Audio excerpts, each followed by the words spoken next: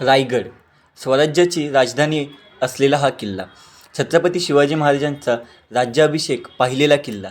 याच किल्ल्याचं पहिलं नाव रायरीचा डोंगर. हा किल्ला चंद्रराव मोरे यांच्या ताब्यात होता. नंतर छत्रपती शिवाजी महाराज यांनी 15 मे 1656ला जिंकून घेतला. रायरीच्या डोंगरापासून ते दूर रायरीश्वर बनण्यापर्यंत म्हणजे जवळजवळ 14 वर्ष किल्ला बांधण्यात गेला. त्यावेळेचे सर्वोत्कृष्ट आर्किटेक्ट असलेले हिरोजी इंदोरकर यांना किल्ला बांधण्याचे काम सोपवण्यात आले. हिरोजी इंदोरकरांचं आजही आपल्याला जगदीश्वराच्या पायरीवर नावाचा उल्लेख पाहायला मिळतो. सेवेचे थायी तत्पर हिरोजी इंदोरकर. या किल्ल्याची सर्वोत्कृष्ट अनुभवलेला प्रसंग म्हणजे शिवराज्याभिषेक सोहळा. त्या प्रसंगी हा किल्ला किती सजला असेल. आज तो आपण रायगड पाहतोय तो म्हणजे पडलेल्या इमारती, ढासळलेले बुरुज, जमीनग्रस्त भिंती अशा अवस्थेत आहे. याची कारणे म्हणजे या किल्ल्यावर झालेली आक्रमणे. याआधी आक्रमणे झाली नसती तर हा किल्ला पाहावया मिळाला असता. आता आपण पाहू या किल्ल्याची झालेली अवस्था कशी. स्वराज्याची राजधानी असलेला हा किल्ला स्वराज्याचा कारभार इथूनच चालत असायचा.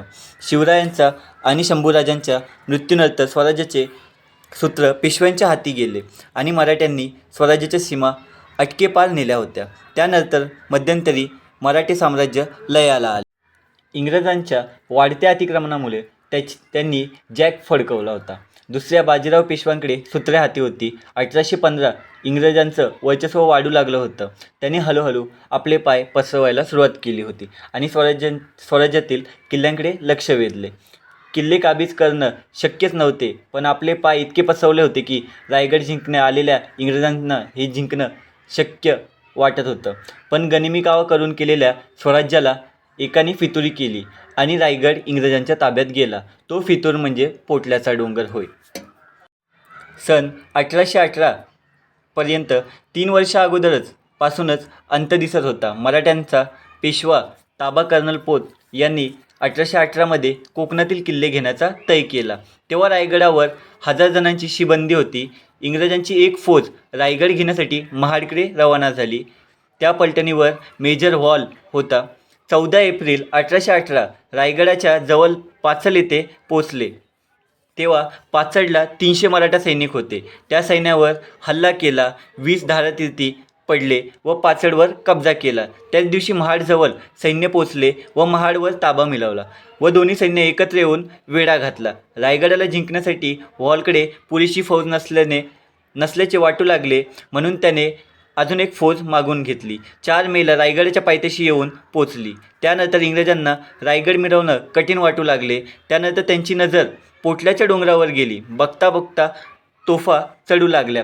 तसा डोंगरही अवघड, पण इंग्रजांनी तोफा तेथे देखील चढवल्या. त्यावेळी बाजीरावांच्या पत्नी गडावर होत्या.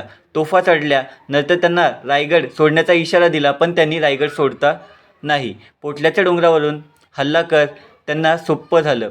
वाराणसीबाईंनी नकार दिला गड सोडण्यासाठी. तसा तोफा सुरू झाल्या. बघता बघता रायगडाला एक बुरुज निखल जाऊ लागला. मराठ्यांकडून प्रतिकार सुरूच होता, पण इंग्रजांच्या तोफेपुढे मराठ्यांची तट हरू शकली नाही. स्वराज्याचा लेखा जोखा पूर्ण जळून राख झाला होता. 4 मे 1818ला तोफेचा गोला वाराणसीबाईंच्या वाड्याला येऊन लागला व वाड्याला पेट घेतला. मराठ्यांच्या पाऊलखुणा, दफ्तरखाना जळून राख झाल्या होत्या. मराठ्यांना शरणागती पत्करण्याशिवाय पर्यायच नव्हता. 3 दिवसांच्या वाटाघाटीत नंतर तोफेचा मारा थांबवण्यात आला. तोपर्यंत रायगडाचे व स्वराज्याचे अवशेष उद्ध्वस्त झाले होते. 10 मे 1818ला कर्नल फतूर गडावर आला. त्याच्यासमोर असलेला इनाम मानाखाली घालून सोडावा लागला. तसेच बाजीरावांच्या पत्नी तहानुसार पुणेला निघून गेल्या, परंतु इंग्रजांनी आपलं स्वर्ग सोनं हिसकावून घेतलं होतं. धन्यवाद. असा होता रायगडचा इतिहास. तुम्हाला व्हिडिओ आवडला असेल तर नक्कीच चॅनलला सबस्क्राईब करा व बेल आयकॉनवरती क्लिक करा आणि लाईक आणि शेअर करा.